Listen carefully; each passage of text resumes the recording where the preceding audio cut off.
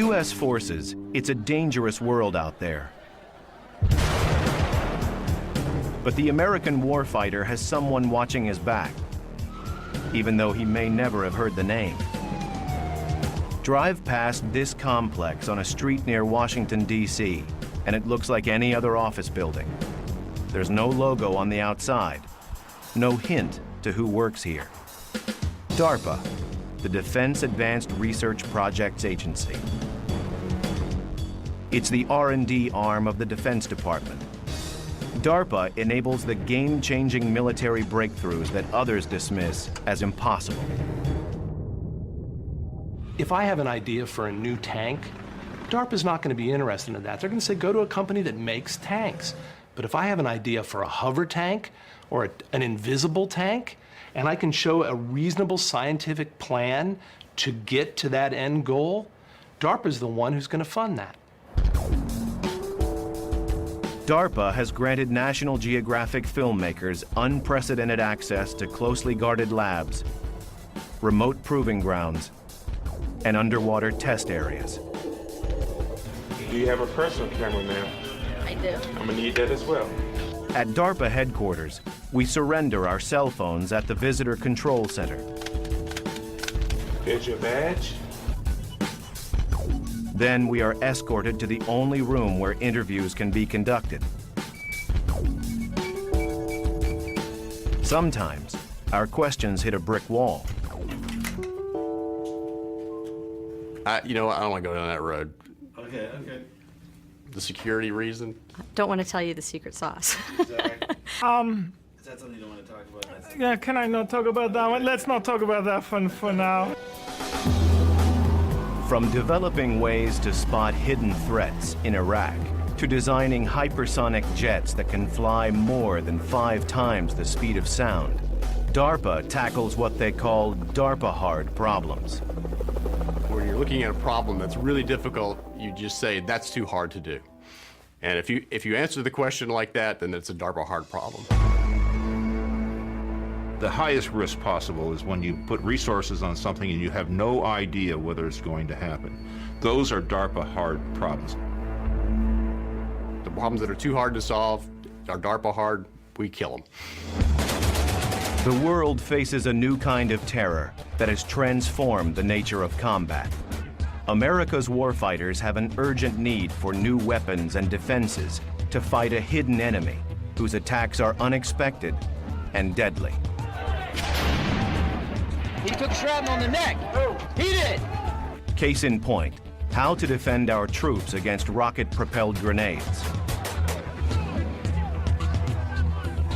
In Iraq, RPGs are a leading cause of combat death. They are cheap to make, fast, and lethal. RPGs can be fired from anywhere and race to their targets in seconds. A seemingly unstoppable threat. DARPA's solution, a revolutionary technology called Iron Curtain. Iron Curtain was developed to protect lives of people in armored vehicles, light armored vehicles, against threats such as rocket-propelled grenades. Many RPGs are so powerful they can penetrate a concrete wall or a foot of solid steel. It takes an RPG about 1/10 of a second to travel 15 yards to its target. DARPA's team has to develop something fast and powerful enough to detect, track, and destroy it in a split second, just inches from the vehicle itself. But can it be done? At a remote site on the Utah Salt Flats, scientists prepare to test the Iron Curtain system on an armored Humvee. It's about to be subjected to an attack by simulated RPG fire. As the RPG is flying in, the first sensor that sees it is the radar. This is the radar antenna, so they can track the RPG as it comes in. The second sensor that sees it is all along here, there's an optical sensor. And as the RPG flies underneath, we're able to select the exact aim point. The countermeasure then has an effect on the exact point that you want it to. Now, since we can't have explosive countermeasures on the test that we're doing out here today, we use instead a system that we call a diode gun. And we set up the lights in sequence so that they travel down at the exact same speed that the countermeasure would be going. So we can see then, with the high-speed camera that's operating at about 30,000 frames per second, we can see precisely where the countermeasure would have hit the RPG. Today's test will require pinpoint radar detection of the incoming threat and an instant trigger of the countermeasure system. Before the test, the equipment must be calibrated. They aim the air cannon precisely using a laser. Okay, that's good. A little bit to the right. That looks good.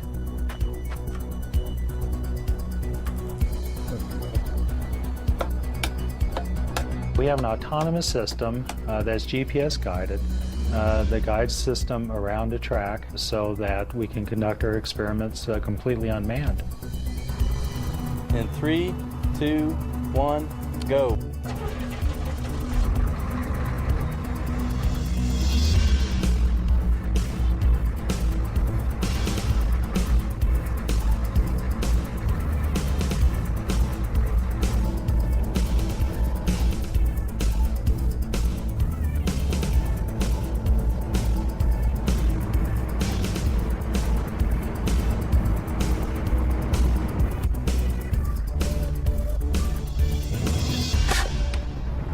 All right, let's watch the high speed. Only by examining the data can technicians tell if Iron Curtain worked in the critical time frame required. Footage shot by their high-speed camera indicates that the sensors detected the incoming RPG threat. The countermeasures would have effectively been deployed in time to stop the RPG in about 1/10 of a second.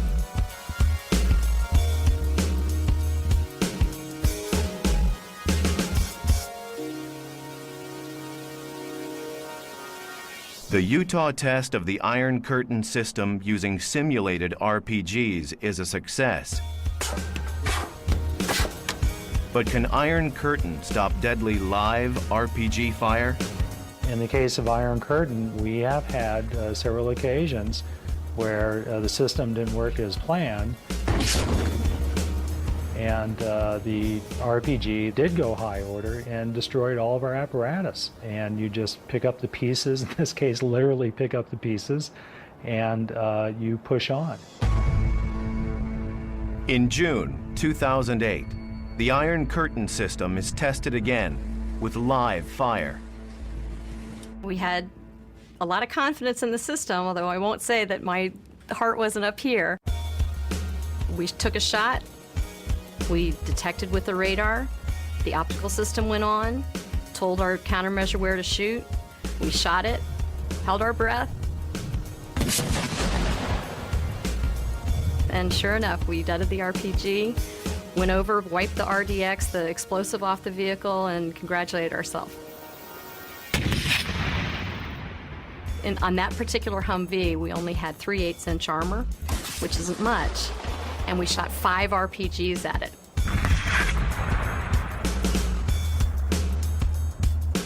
So you can see impact points of 5 RPGs on that vehicle, and we deaded them all. We still have our vehicle. What exactly is the countermeasure dropping to disable the RPG? That remains DARPA's secret. And behind the scenes, DARPA found a way to give our warfighters a futuristic helping hand. On patrol in Iraq, America's soldiers can fall prey to sniper fire. To shield themselves, our warfighters must rely on 30 pounds of body armor for protection. With the rest of their gear, they must shoulder as much as 125 pounds.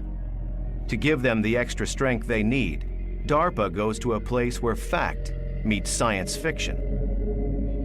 Scientist Steve Jacobson at Raytheon Sarcos, a leading robotics company in Salt Lake City, is working to create a new breed of soldier with superhuman powers.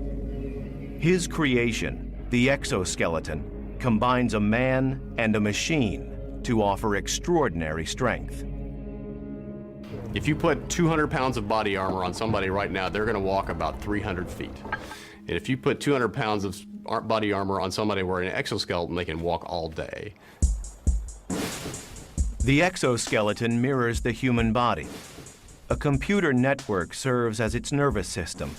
Hydraulic valves and actuators function as muscles. And its skeleton is made of aluminum. The challenge of putting a person inside a machine is a daunting one. When you put a machine around a person, there's all sorts of places where it interferes with your motion. It may abrade your skin. When you first put it on and it's not powered up, it feels very heavy because you're wearing a 200-pound robot, which is a lot of weight. You ready to power up? Power up. As soon as they power it up, all that weight goes away. And suddenly you feel like the Hulk.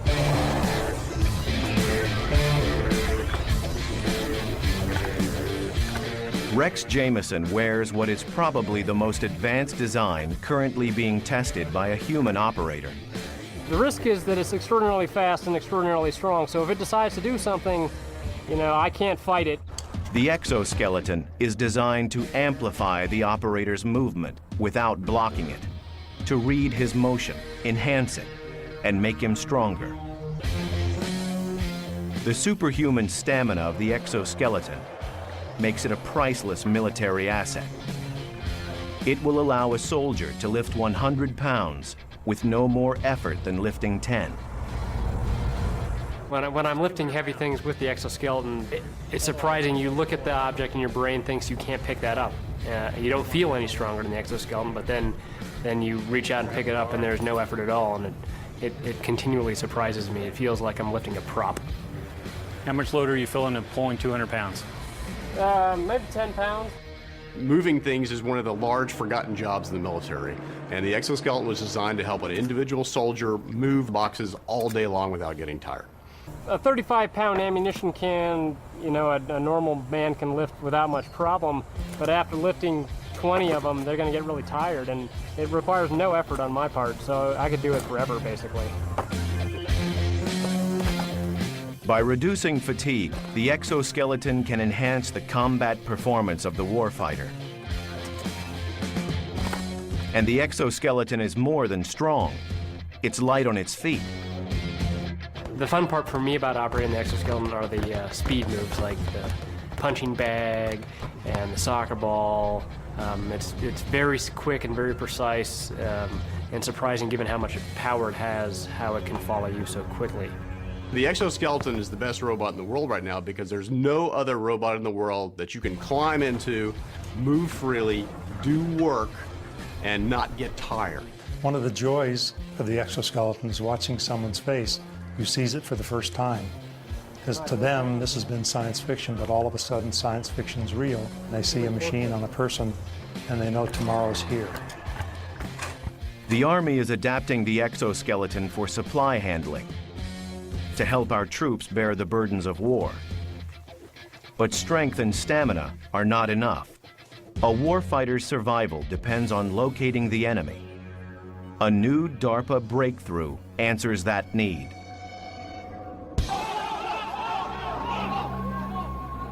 For our troops, survival means spotting an enemy sniper on a rooftop before he spots you. Where's that fire coming from? When Iraq started, it was very clear in the urban area that what people really wanted was surveillance, but they didn't want it from 10 miles away. They just wanted to know what was on the next block. DARPA's solution, the WASP. It's no bigger than a toy, but looks can be deceiving.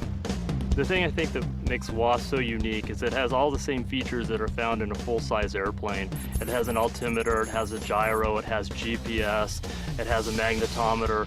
All of these things that are found in full-size airplanes are found in a package less than 26 inches and weighs at less than a pound.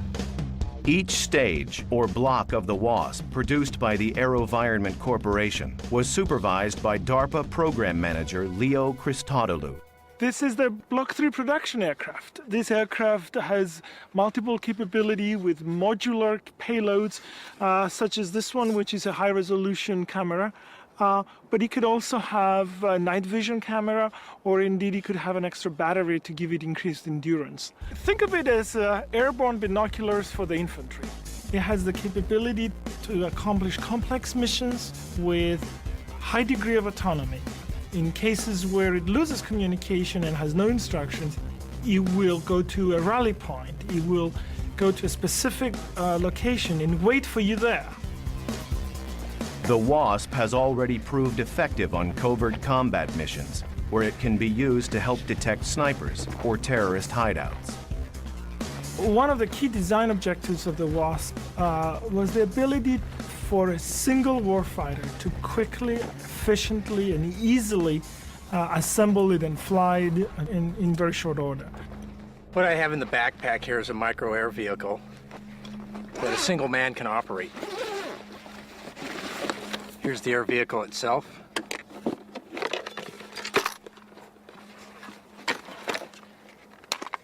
This is a night camera.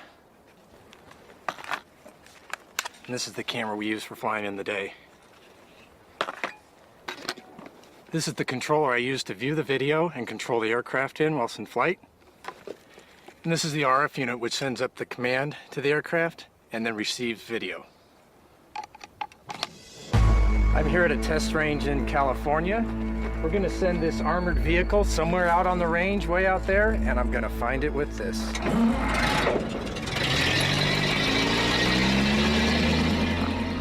The target vehicle doesn't stop until it's far beyond his line of sight, lost in the distance.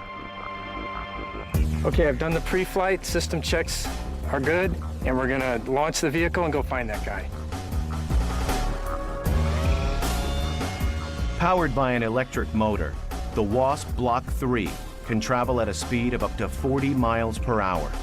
It's capable of flying for 45 minutes, to a distance as far as 3 miles away from its operator. So I'm looking down the road here, and we're just seeing where he might have gone. We're looking to the side, left and right. And I'll just keep looking around. I'm in side view camera here, and I'm just looking to see if we can find him.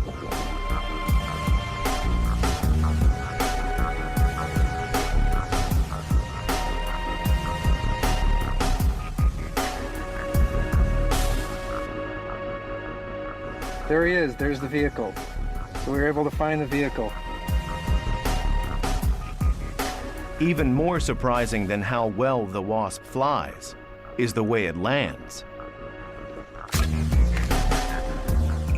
When the WASP lands, it's designed to break apart in order to absorb air energy, very much like a NASCAR is designed to break apart when they crash. That's the way we design our UAVs, such that when they break apart, the energy is absorbed, the piece parts may fall apart, but then you can pick them up and you can put the airplane right back together again and it's ready to fly.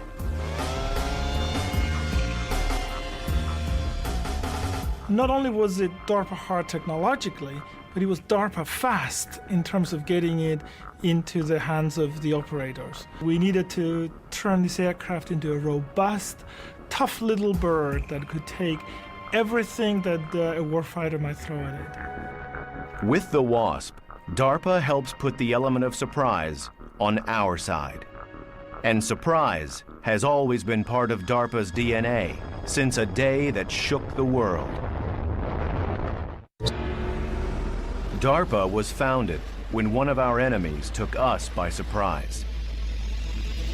50 years ago, we had Sputnik, launched by the Russians, which greatly surprised this country. We never believed that they were going to get to space first. DARPA's primary mission from the very beginning is to be an agency whose job is to prevent technological surprise to the United States.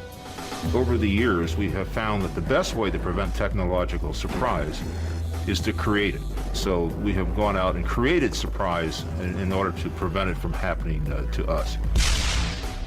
DARPA gave America the high-tech edge, with breakthroughs like the Saturn moon rocket that began as a DARPA program, and stealth technology. The reason you have a GPS receiver, the reason you have cell phones so small, because DARPA created the technology many years ago. Many other innovations that DARPA helped to pioneer, from the computer mouse to the internet, have transformed our lives. DARPA has been involved from the very beginning in enabling the technologies. If we could have a sticker, it would say DARPA inside. And that sticker would go to every high technology product there probably is. DARPA's quest for advanced technology ratcheted up after the deadly attacks of 9/11. Suddenly, we faced a determined and elusive enemy who posed an unnerving new threat. I had actually worked in the Pentagon at the time, and after 9/11, word came down that it was imperative that we had systems that could get places fast, over long distances. DARPA envisioned a game changer that could fly over 4,000 miles per hour, twice as fast as the fastest jet. Many times there's targets of opportunity and you have very little time to deal with those targets. A system that can fly 4,000 miles per hour from the continental United States has the ability to engage those targets in a very brief amount of time. In less than 2 hours, this extraordinary aircraft could fly 9,000 miles to carry a 12,000-pound payload to the enemy. But is such a revolutionary aircraft even possible? To find out, DARPA chose as one of its partners Lockheed Martin, a company that has developed many secret aircraft, including the U-2 spy plane and the SR-71 Blackbird, first aircraft to fly over 2,000 miles per hour. Their facility, called Skunk Works, is famous for its innovation and also for its secrecy. The access we're offering here today is really unprecedented. This facility has well over 1 million square feet and just a few windows. The reason for that is we want to prevent physical access from people looking inside the windows, but also to prevent sounds from being transmitted, as sounds could oscillate through the windows and transmit classified or sensitive conversations. Occasionally we have security areas that require supplemental security protection. In this case, we have white noise being piped in to prevent classified or highly sensitive discussions from being overheard by a casual passerby. Few discussions at Skunk Works cover subjects as sensitive as this one. A bold new aircraft concept design known as the HTV-3X. Pratt & Whitney Rocketdyne has the formidable challenge of developing the scramjet engine. A scramjet is purely a supersonic combustion ramjet. To put that in perspective, it's almost like trying to keep a match lit in a hurricane, because the speed of the air blowing past it is in fact supersonic. Instead of being restricted to a launch pad like a missile, the HTV-3X will have the game-changing capability to take off and land from any regular runway, offering strategic flexibility in a national emergency. To take off and land safely on runways calls for a relatively large wing, but to fly at very high speeds demands a much smaller wing. Can we make the control surfaces larger? How to create one aircraft to do both poses a double-edged design problem. We recently returned from the Lockheed Martin low-speed wind tunnel where we tested our low-speed aerodynamics for the HTV-3X. Low-speed testing for the Falcon program is part of making Falcon an airplane as opposed to a missile. An aircraft must take off and land gracefully, which means it must fly at low speeds to use existing runways. And so therefore, low-speed testing of these high-speed configurations is critical. Okay, let's get back together in 2 days and let's see what we got. Move on from there. The details of the Falcon project remain a closely guarded secret, and DARPA scientists intend to keep them that way. While DARPA enhances our potential for hypersonic flight, they also set their sights on helping our combat swimmers. These warfighters often swim long distances to shore before entering combat and risk arriving too exhausted to safely complete their mission. In the animal world, there are some extremely efficient swimmers. And we started looking at those animals to learn how they swim and see if we can transfer the methods that they use over to people. This is a pretty close copy of a penguin wing, elliptical in profile. It was actually a failure. Didn't work at all in this case. This wing is very similar to what you'd find on the back of a whale on its tail. Very efficient, very hard to manufacture, so we actually designed it out. And finally, this wing has the aspect ratio of the whale's tail wing, but without the bumps on the front. This is our finished wing, our finished product here. Something easy to produce, but performs just as well as the nature-inspired wing there.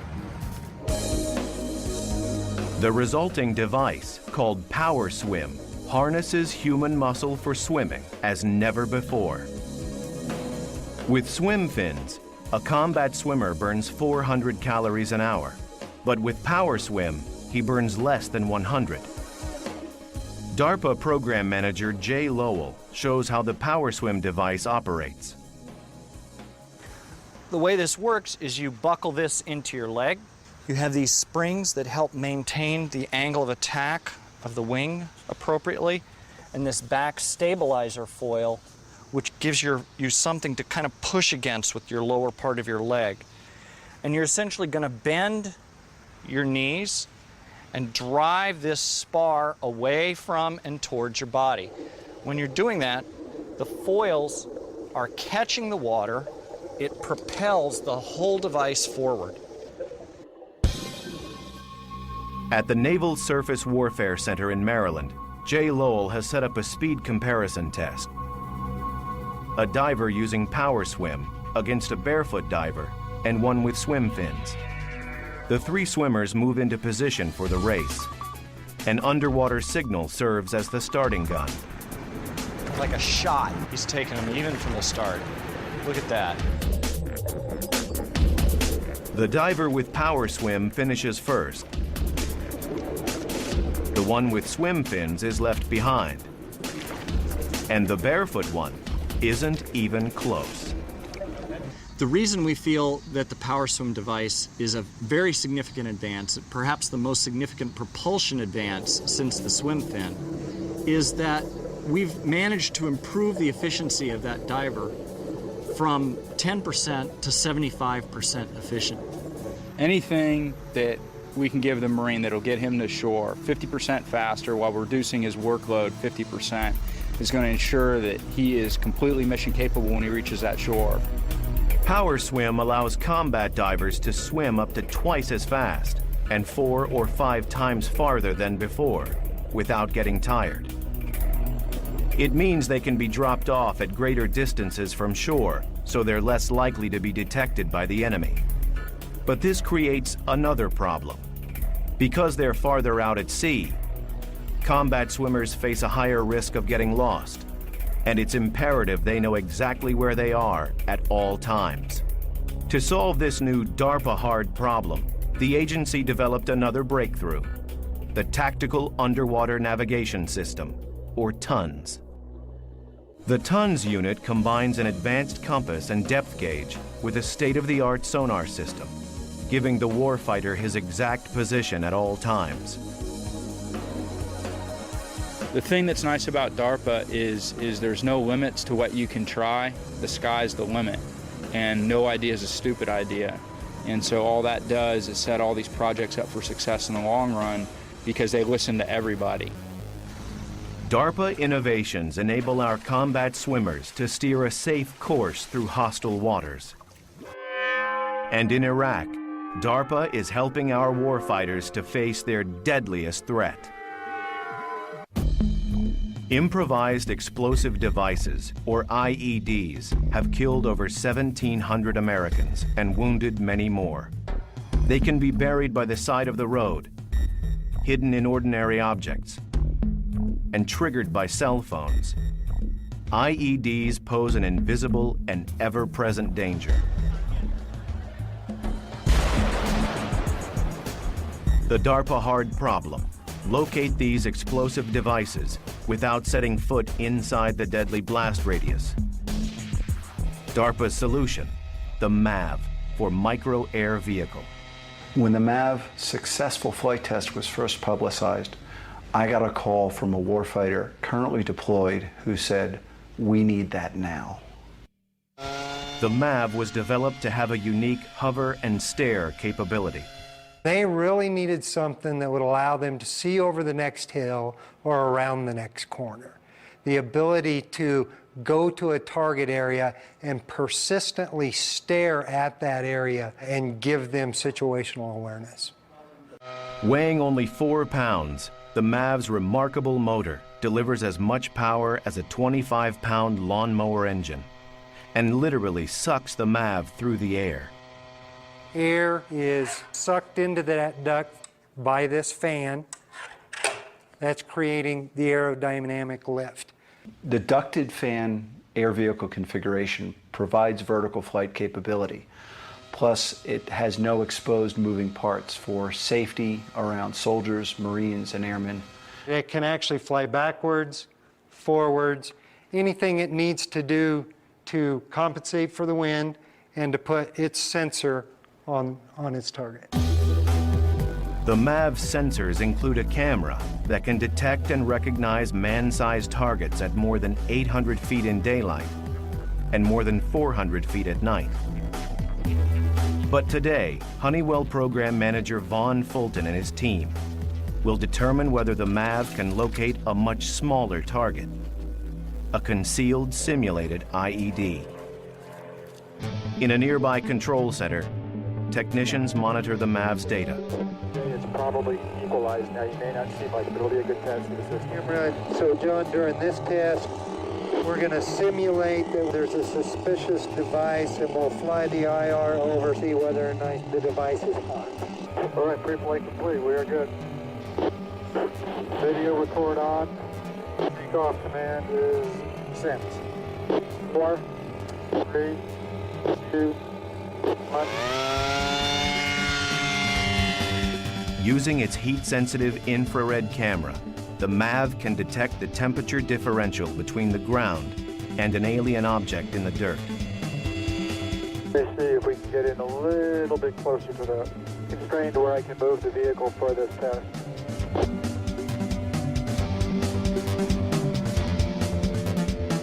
They spot their target. The MAV's infrared camera detects what the naked eye cannot. Definitely something man-made, different temperature than the surrounding area, so certainly something that you would want to go investigate.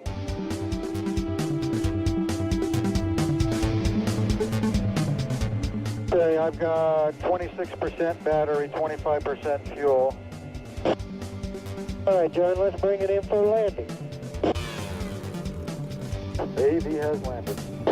The MAV brings a game-changing technology to the battlefield, something the enemy has not seen before and a capability they're not ready to combat. Our troops face another deadly threat, and unlike IEDs, this one's not man-made. With temperatures in Iraq and Afghanistan that can reach 120 degrees Fahrenheit, sometimes the environment itself is the enemy. Thousands of our troops have suffered from heat exhaustion. DARPA likes to support projects that will be game changers. In other words, give us a real advantage. And if you talk to any soldier who has been deployed in Iraq and Afghanistan, you ask them what is the major limiting factor for their activities over there, they'll say heat. Heat can limit physical performance and hamper judgment. And unless the body is quickly cooled, heat stroke can lead to brain damage or death. At a Stanford University lab, scientists Dennis Grahn and Craig Heller have developed a remarkable breakthrough. We have to be able to run experiments under realistic conditions. We're not in Iraq, so we have a hot room, and then we simulate battle conditions by the clothing that is worn. A biological chemical warfare suit, heavily insulated for protection, offers the worst-case scenario for overheating in battle.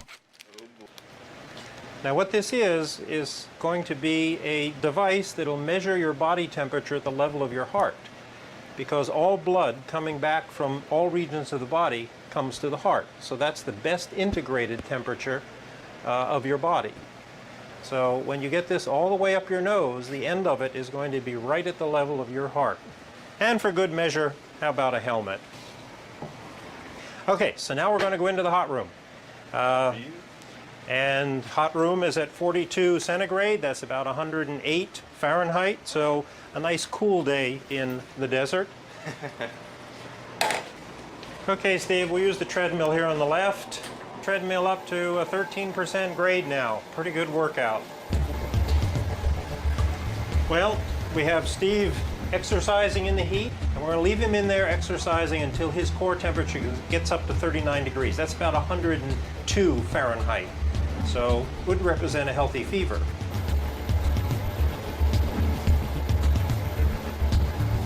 When his core temperature reaches 102 degrees Fahrenheit, he is even more heavily insulated. Okay, Steve, we've now simulated full biological chemical warfare gear by insulating your hands, which would normally be covered with gloves, your face and head, which would be covered by gas mask, goggles, helmet, and your feet, which would be covered by boots. How do you feel? Kind of warm. Kind of miserable, huh? Okay.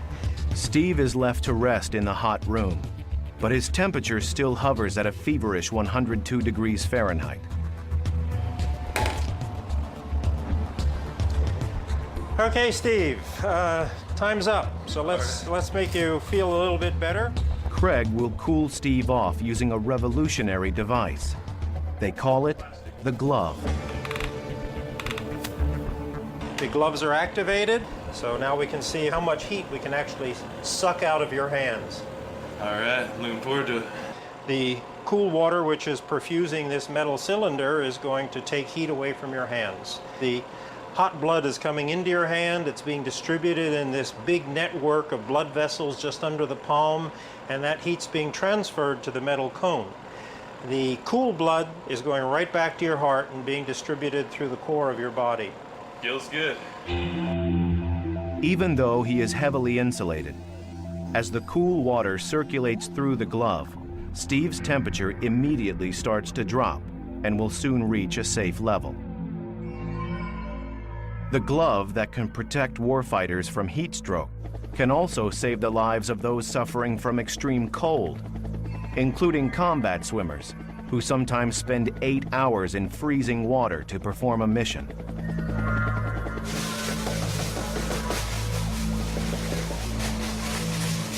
How are you feeling at this point? Feeling a little bit cold.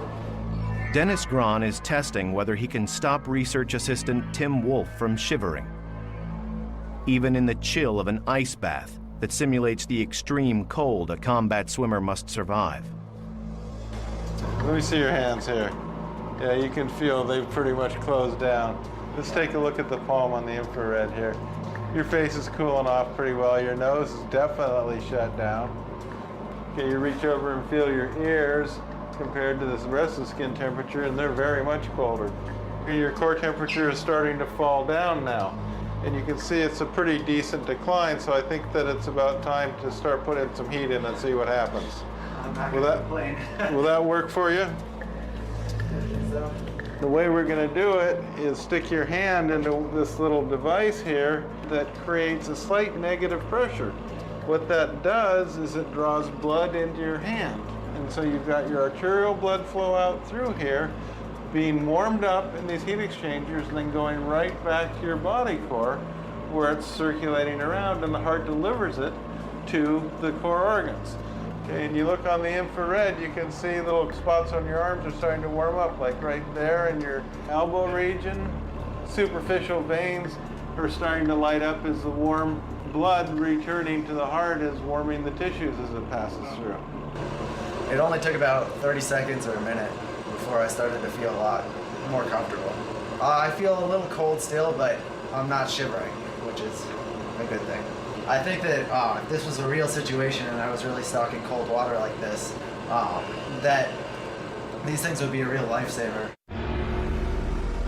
As dangerous as the physical stress of extreme environments is the mental stress of combat. There too, DARPA readies the warfighter to step into harm's way.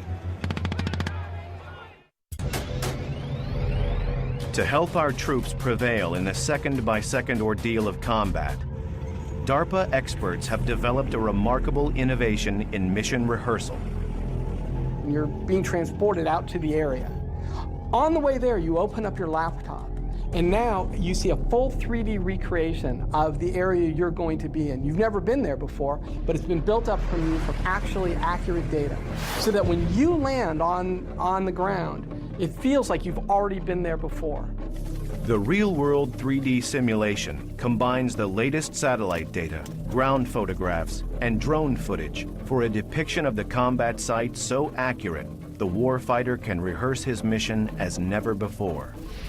Just the ability to be able to travel the terrain in a mission set in a virtual environment is invaluable. Walking terrain you've never seen before has its own hazards, but if I could have just the rehearsal of walking the terrain, that's tremendous. The real-world 3D simulation gives the warfighter an extra edge to avoid deadly surprises in combat.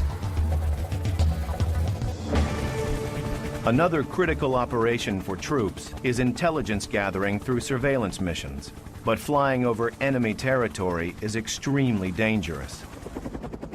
A recent DARPA breakthrough, the A-160, can conduct surveillance at high altitude over long distances without placing a human life at risk. The A-160 does not have a pilot in the traditional sense. The people in the ground control station, including myself, have control over the bird through a data link where we give it airspeed, heading, velocity commands. The pilotless A-160 can hover at 20,000 feet and has set a world record for a helicopter of its size, flying 18.7 hours without refueling. A-160 is clearly a game changer. Its ability to take off and land vertically and its very, very long endurance and its high altitude operation gathers together a set of capabilities that no other aircraft has ever had before. Today, at a secure landing field in Victorville, California, the A-160 will be tested carrying a payload that is itself a breakthrough, a radar system called Forester. The Forester's most impressive capability is the ability to see through a number of layers of tree foliage. Single, double canopy, we'll go through that like a hot knife through butter. So any place where people can hide in foliage, we can find it. Today's flight test will assess whether the A-160 can safely rotate the massive Forester antenna. Can the A-160 deploy the antenna for radar detection at various angles without endangering its stability in flight? The aircraft is towed into position. The technicians await the takeoff command.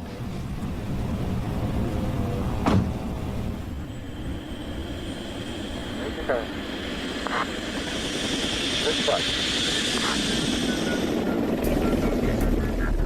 Shadowed by a chase helicopter, the A-160, carrying the Forester antenna, climbs to its programmed altitude for the test to begin. Altitude, 5,000 feet. Can the pilotless aircraft remain stable as it deploys the radar antenna for the first time, subjecting the aircraft to maximum torque? It's time to find out.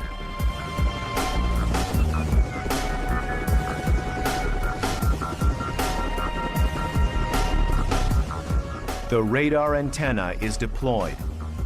The test director delivers the official verdict. The antenna was rotated a full plus minus 180 degrees, and we flew with the antenna out at 90 degrees as well, so a lot of good data was captured. Today's flight completed a lot of the unknown territory and questions we had with the antenna installed on the A-160. We're very, very pleased with the performance.